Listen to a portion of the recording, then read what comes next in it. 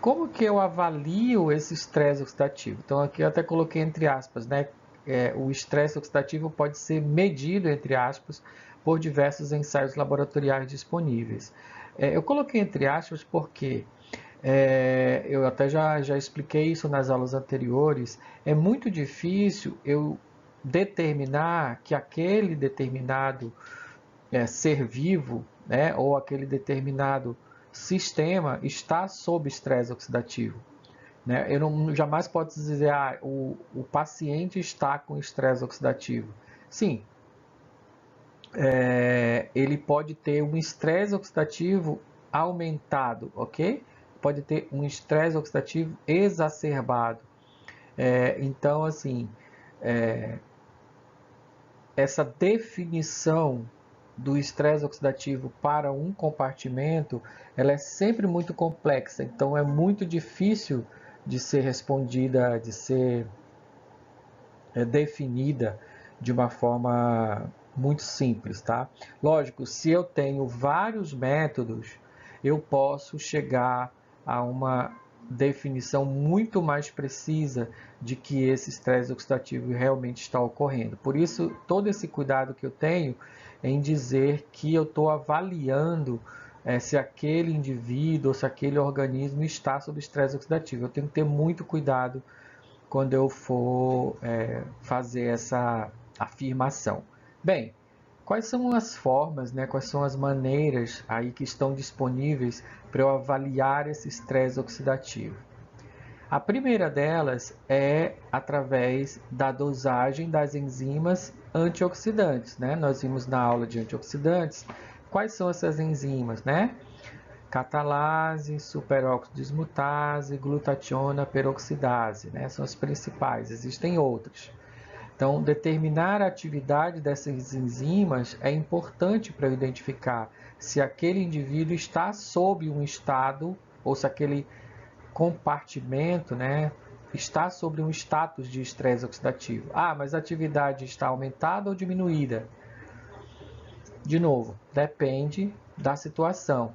Na maioria das vezes, a atividade da enzima está aumentada, porque ela é um sensor desse estresse. Né? Se eu tenho de um lado aumentado as espécies radicalares, eu vou aumentar a atividade enzimática para contrabalançar esse efeito. Mas se, por exemplo, eu tiver uma deficiência de um elemento antioxidante, um mineral, por exemplo, eu posso ter uma diminuição da enzima e isso ser o responsável por esse indivíduo, por esse organismo estar sob estresse oxidativo.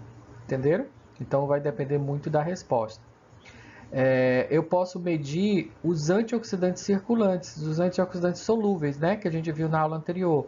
Dosar vitamina C, dosar vitamina E, dosar vitamina A, dosar beta-caroteno, dosar ácido úrico, dosar algum flavonoide que possa ter no plasma, né? Isso ser um indicativo aí também dessa capacidade antioxidante. Eu posso dosar, tem um método que a gente vai falar um pouquinho mais à frente, que avalia a capacidade antioxidante total do plasma, através de um reagente que ele é sensível à quantidade de substâncias redutoras no plasma.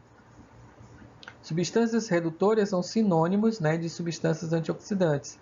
Então, ao reduzir a coloração do cromógeno lá, você consegue determinar então essa capacidade antioxidante total do plasma. Isso é muito útil para eu fazer a avaliação, por exemplo, da atividade antioxidante em vivo, né, de um composto. Eu administro para o animal ou até mesmo para o ser humano e consigo determinar a capacidade antioxidante do plasma antes e após a ingestão daquele material, né? Seja um suco de fruta, por exemplo, ou qualquer outra substância. Então eu consigo determinar se aquele material tem ou não uma capacidade antioxidante, se ele consegue aumentar a capacidade antioxidante do plasma. Aqui por outro lado, eu posso medir os próprios oxidantes. Eu falei lá na primeira aula que dosar os radicais livres é muito difícil e realmente dosar diretamente os radicais livres em qualquer sistema é bem complicado porque eles são substâncias que têm uma meia-vida muito curta, né? Então eles vivem, estão viáveis, né, no sistema em tempos de segundos às vezes, né? Milissegundos. Então é bem difícil medir, mas existem alguns métodos que a gente vai falar um pouquinho depois. Eu posso dosar algumas enzimas oxidantes também e até mesmo algum xenobiótico, né? Alguma substância que eu saiba que tem uma ação pró-oxidante que possa estar presente no compartimento.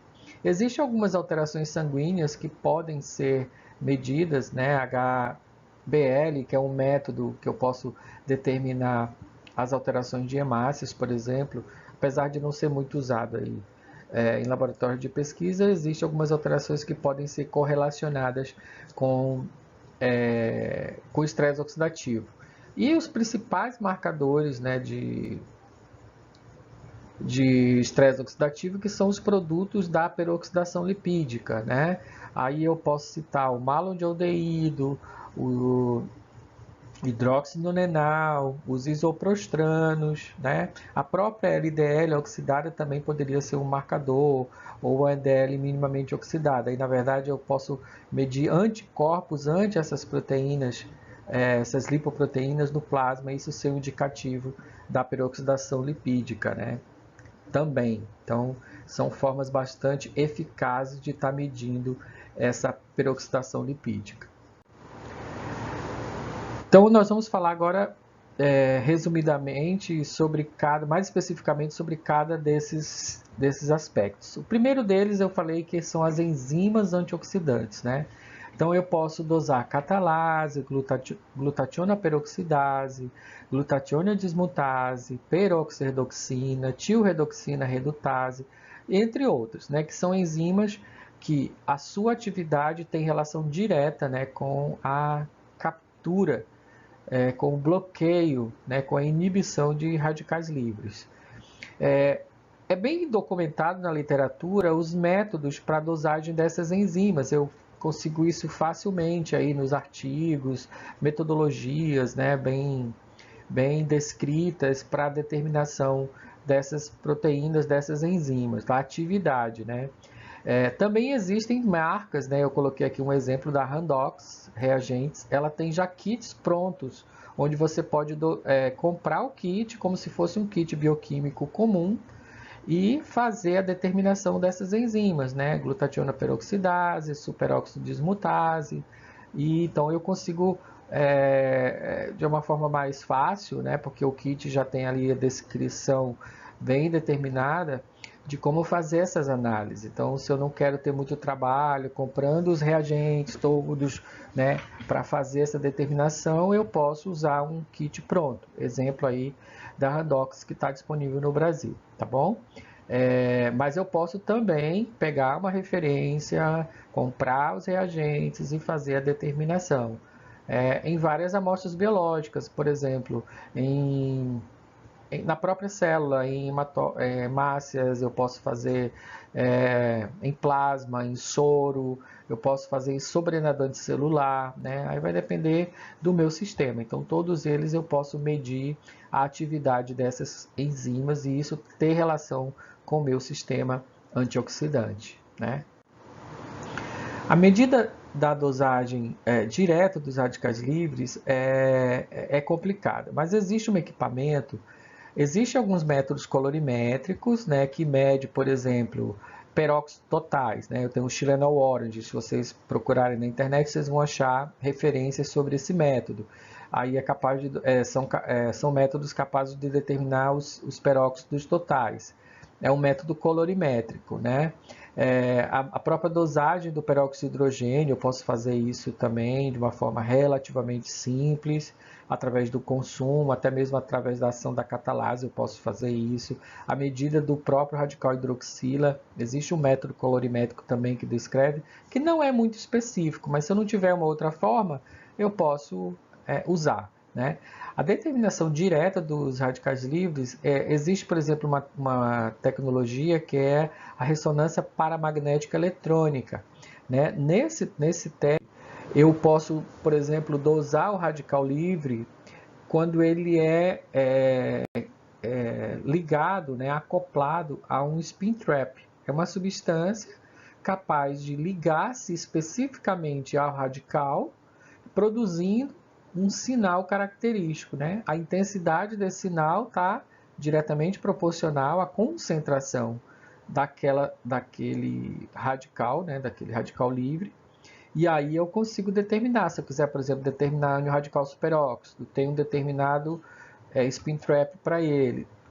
Óxido nítrico, tem outro spin trap para ele. Então eu posso, por exemplo, avaliar num sistema até mesmo em vivo, num animal, por exemplo, se o animal está produzindo mais ou menos peróxido nitrito, mais ou menos óxido nítrico, mais ou menos radical superóxido, administrando para esse animal esse spin trap que vai se ligar ao radical, aí eu pego esse soro do animal, ou plasma, ou homogenato do tecido, ponho na máquina e eu consigo ver então esse sinal. Então é uma forma bem eficaz de eu conseguir ver isso. Só que é um teste, é um equipamento que não está disponível assim, em muitos laboratórios. Eu tenho que procurar um laboratório que tenha esse equipamento para analisar, né? Mas existe essa tecnologia. Se eu quiser medir diretamente os oxidantes, né? Por exemplo, oxidantes assim importantes são os minerais, né? Então eu tenho, por exemplo, os metais pesados, mercúrio,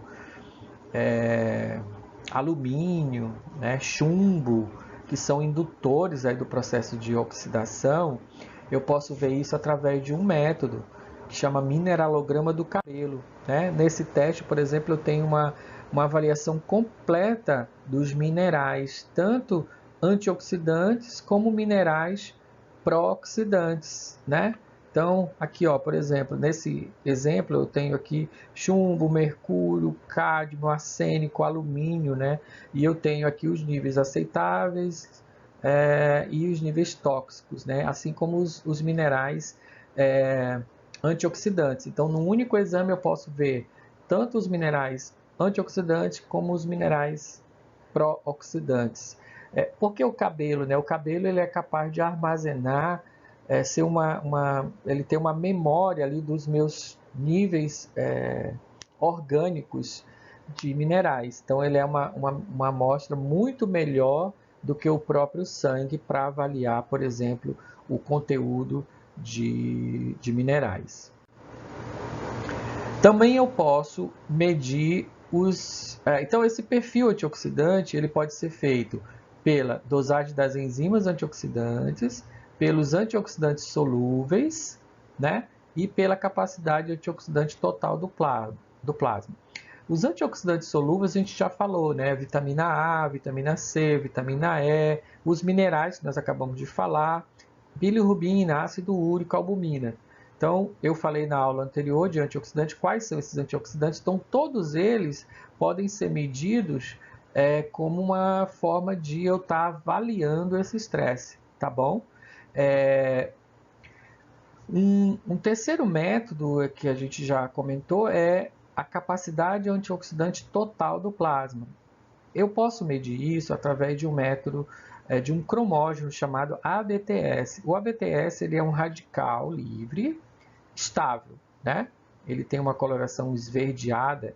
Quando ele é reduzido, ele se transforma numa cor amarelada ou incolor. E aí eu consigo, por exemplo, pegar uma quantidade do meu material que eu acho que é antioxidante e incubar junto com a BTS. A redução da cor da BTS ela vai ser proporcional à atividade antioxidante do meu material, né? E isso normalmente ele é comparado com a atividade de um antioxidante padrão. A gente usa uma substância padrão que é o Trolox, né, que é um antioxidante muito estável, né? E aí eu consigo então estabelecer uma relação direta da atividade antioxidante em equivalente de Trolox. Na literatura vocês vão achar, por exemplo, para o plasma, um teste chamado TEAC, Total Equivalente Antioxidante Capacity. Então, essa capacidade antioxidante equivalente ao Trolox ela é uma forma de medir diretamente a atividade antioxidante do plasma, tá bom? Então a gente facilmente faz isso com o espectrofotômetro. O ABTS também não é caro, está disponível na Sigma, né? Você pode comprar e montar esse sistema no seu laboratório. Isso para avaliar a capacidade antioxidante total do plasma. Então, um método bastante eficiente e bastante usado aí na avaliação de atividade antioxidante. E a peroxidação lipídica, né? Eu falei que ela é das melhores formas de estar avaliando aí o estresse oxidativo. Recapitulando o que a gente falou na primeira aula, né? A peroxidação lipídica, então, é a incorporação de peróxidos, né? Em ácidos graxos lá da membrana celular. Então, aqui, ó, eu tenho a ligação, né, de uma espécie radicalar formando um radical alquila. Dessa ligação do radical livre com o ácido graxo, eu tenho uma mudança conformacional das duplas ligações, né? Aqui eu tenho simples, ou dupla, simples, simples, dupla, né? Quando o radical se forma, ele vai ter dupla, simples, duplas. Essa parte aqui da molécula é chamada de dieno conjugado, tá? É uma simples alternada por duas duplas. Isso muda a absorção do ácido graxo, fazendo com que essa região absorva, quer dizer, que esse ácido graxo absorva em 234 nanômetros. Então, a simples medida da absorção em 234 é um indicador da formação do radical alquil, né? E também do radical peroxil, também, que continua essa conformação, né? Ou do hidroperóxido, certo? E esse hidroperóxido, então, se for um sistema bem limpo, o que é sistema limpo? Onde eu só tenho o ácido graxo e talvez o meu indutor. Eu posso medir simplesmente a absorção de 234 e isso ter relação com a formação da substância oxidante, né? Ou do radical oxidante. Em sistemas mais complexos, ou seja, que a amostra está mais suja, né, tem mais coisa lá, eu posso medir os hidroperóxidos por Tylenol Orange, que é uma metodologia colorimétrica, por iodometria, também uma metodologia colorimétrica, por HPLC, sistema UV, por LC-MS, por HPLC com detecção por quimiluminescência, ou diretamente por quimiluminescência, porque esse hidroperóxido ele é quimiluminescente. Então, todas essas são formas de eu avaliar o hidroperóxido. Também existe um método que não está aqui, mas é da fluorescência, né? Eu vou falar daqui a pouco. Através da diclorofluoresceína, eu consigo avaliar a formação desse hidroperóxido, né? Esse hidroperóxido, então, ele vai se decompor no radical alquil ou radical peroxil e vai formar substâncias, né? Nesse processo de formação do aldeído, há uma liberação de gases, né? Tipo etano e pentano. Dosado por Cg, isso pode ser uma forma de avaliar também a formação dessas espécies oxidativas. Isso depende muito do meu sistema, tá bom? E no final aqui do processo de metabolização, esse radical alquil, ele vai formar os aldeídos, malondialdeído, hidroxinonenal, que eu posso também estar dosando esses aldeídos e o aumento deles é diretamente correlacionado à formação dos hidroperóxidos e, consequentemente, à oxidação, né? O malondialdeído, ele é sintetizado, ele é, na verdade, revelado, né? Medido por uma reação muito clássica chamada reação ao ácido das substâncias reativas ao ácido tilbarbitúrico, ou TBARS, né? O hidroxinonenal, que é um outro aldeído, pode ser medido, por exemplo, por HPLC, Cg. O MDA diretamente também pode ser medido por HPLC, CGMS, LCMS.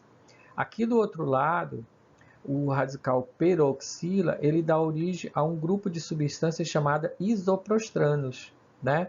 Que são uma forma também bastante eficiente de estar medindo esse estresse oxidativo.